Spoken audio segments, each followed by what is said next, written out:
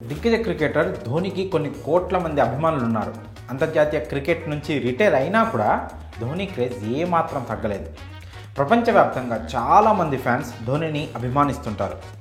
Fans కొన్ని సందర్భాల్లో ధోని కాళ్ళు మొక్కి తమ అభిమానాన్ని ఆ విధంగా చూపిస్తుంటారు.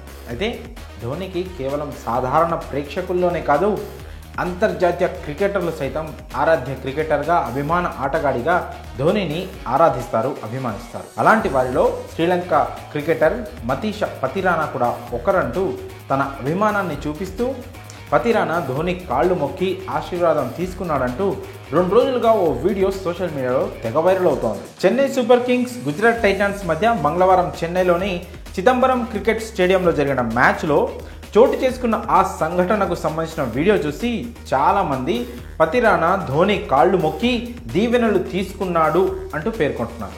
కానీ అదంతా ఫేక్ అనే నిర్ధారణ అయ్యింది. నిజానికి ఆ వీడియోలో పతిరానా ధోని కాళ్ళు మొక్కుతున్నట్లు కనిపించింది, కానీ అది నిజం కాదు.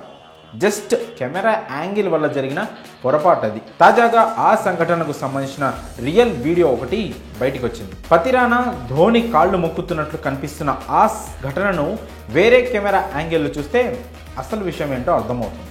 అసలు అక్కడ ధోని కాళ్ళు అతను మొక్కనే లేదు సరికదా, కనీసం ధోనికి దగ్గరగా కూడా లేడు. ధోనికి తనకి మధ్య ఏదో బౌలర్లు తమ లెంత్ కోసం పెట్టుకునే ఒక వైట్ రౌండ్ మార్కర్ లాంటిది ఉంటే దాన్ని పతిరానా అక్కడి నుంచి తీసి పక్కకు వేసినట్లు స్పష్టంగా మనం చూడొచ్చు.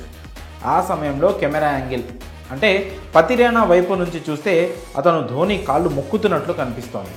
కానీ వారి వెనుక కెమెరా యాంగిల్ నుంచి చూస్తే క్లియర్గా వారిద్దరి మధ్య చాలా గ్యాప్ ఉండడం, పతిరానా అక్కడున్న మార్కర్ను తీసి పక్కకు వేయడం మనం చూడొచ్చు. ఈ వీడియోతో గత 2 రోజులుగా సోషల్ మీడియాలో జరుగుతున్న ఒక ఫేక్ వీడియో ప్రచారానికి తెరపడింది. పతిరానా ధోని కాళ్ళు మొక్కుతున్నాడంటూ ఒక ఫేక్ ప్రచారం జరుగుతున్న విషయం ఇప్పుడు బట్టబయలైంది. మరి ఈ విషయంలో మీ అభిప్రాయాలను కామెంట్స్ రూపంలో తెలియజేయండి.